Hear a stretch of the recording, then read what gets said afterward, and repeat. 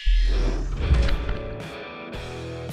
welcome to SBR Videos. I'm Peter Loshak. This is our daily MLB pitching preview show. We are talking with Joe Duffy from OffshoreInsiders.com, and we're looking at the card for a Saturday, July 25th. Joe Duffy, do you expect to eventually have some finalized picks for this card Saturday, July 25th at your website, OffshoreInsiders.com? No question about it. Usually, even on a thin day, we'll have 2 or 3 winners. So no question about it. Joe Duffy's picks, OffshoreInsiders.com, been winning publicly since 1988. All right, well, the first game I want to single out here is the Atlanta-St. Louis matchup, right? Shelby Miller and Carlos Martinez. And Martinez was pitching great as a starter for an extended period of time. Then he made an appearance in that 18-inning game against the Mets. He didn't pitch that well, and he did get the loss in that one. But before that, he had been excellent kind of start in and start out. And I'm thinking at home against the relatively weak Atlanta lineup, we're going to see a bounce back and a very strong start for Martinez here. Do you agree with that, Joe? I would think so. And you know what? Shelby Miller, as we said, that going back to last year into this year,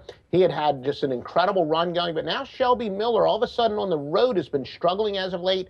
5.16 ERA in his last 4 road starts. This might be a good time to start fading him, especially on the road. So as you said, the fact that this game is at Busch Stadium, probably a very good spot to start fading him. All right, and then one other guy I want to ask you about who pitched well in the beginning of the year, seems to maybe be regressing a little bit. Alfredo Simon, he's going to be going at Boston. Would you say that Simon has regressed just a little bit recently?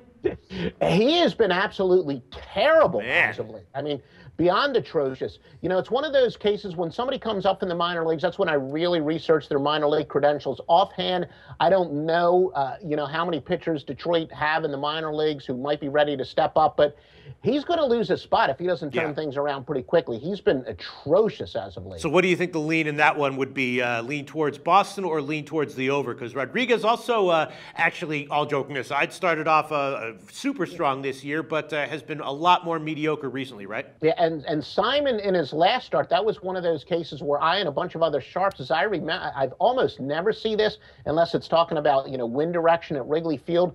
The line actually jumped a run and a half on the total. So a lot of sharps have been going against him to Simon to expect it to go over the total. So be very careful. Take a long look at what the actual total is.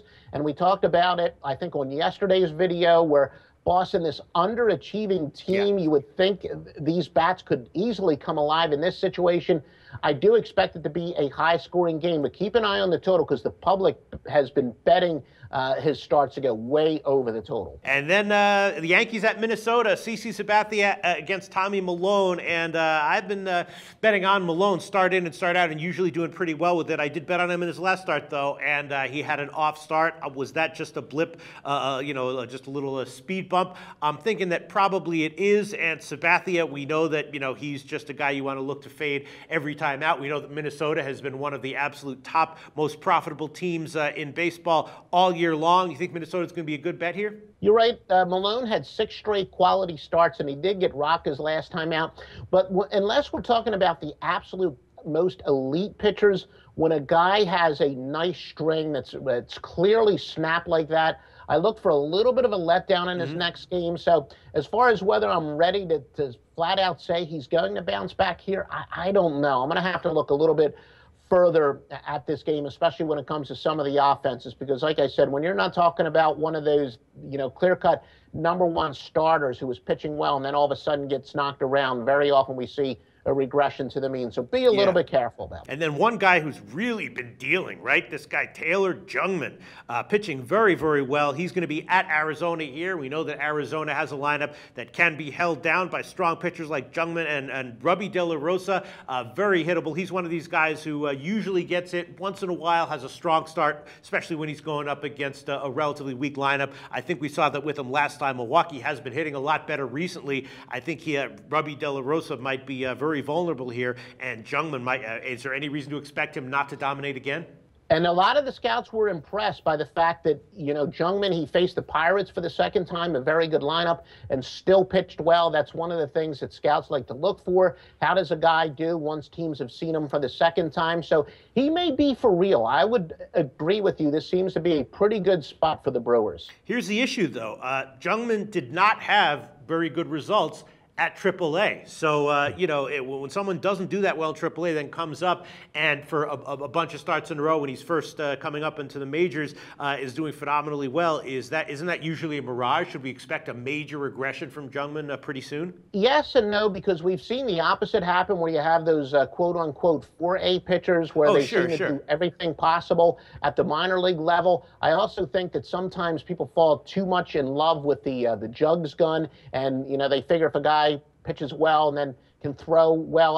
I'm more of a results guy, and it is true whether we're talking, at the bottom line is whether we're talking you know, down the road is one thing, but right now he's in a nice groove, so you kind of want to ride him while he's hot, you know, as opposed to if we were doing a video about fantasy baseball, that's one thing, but right now he's just pitching extremely well and teams haven't figured him out. So I say let's ride him while he's hot. All right. Well, if you're all about right now, what's your take on Cole Hamels, right? Because he has had a great year, except for his last two starts. He's gotten crushed in each of his last two starts. On the other side, Jake Arrieta has been awesome. The matchup is Hamels versus Arrieta. Normally, that would be a wash, and maybe you'd lean towards the under. But when you see this matchup right now on Saturday, July 25th, do you think that the Cubs have a major pitching advantage? The Phillies should have traded him. Yeah, his ERA over his last two starts is 19.89.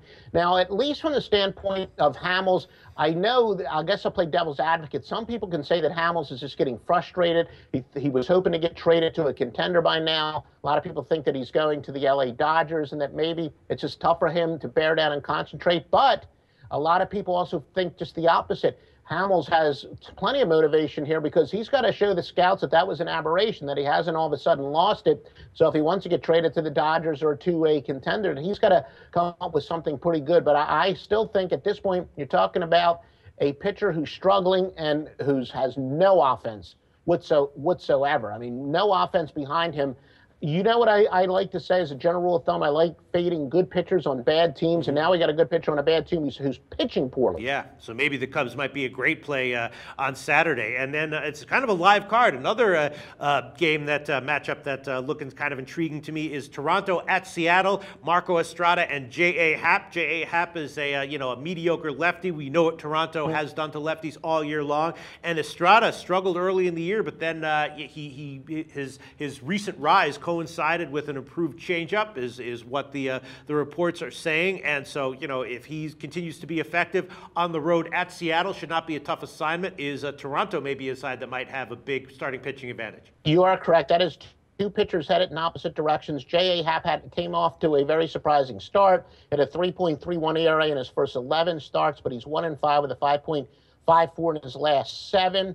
Now, he has still pitched better at Safeco, but that is superseded by the fact that, he's a decent journeyman pitcher, maybe at best the number 3 starter. He's really a number 4 starter. He started pitching very well. Clear regression to the mean, and I agree with you. A case of two pitchers, one trending upward, the other one trending downward. I think J.A. is hapless at this point. All right, a lot of nice possible leans on Saturday. Leaning Cubs, leaning Toronto, leaning, what else do we have here? Leaning Boston, leaning St. Louis, leaning Milwaukee. Could be a big day on Saturday. Is there anything we didn't get to that you think we might want to add to that? Some of the stuff we do record a little bit in advance, but at least as we speak, the Pirates have been struggling, so I would keep an eye on that. But A.J. Burnett has been unconscious at home, although he's gotten not that much run support at home, but he's been splendid. 1.58 ERA in 9 starts at home. So if Pittsburgh's bats don't wake up by game time, that might be a big underplay. Yeah, that is looking nice. I didn't even mention Minnesota, another lean. All right, nice card for Saturday, July 25th.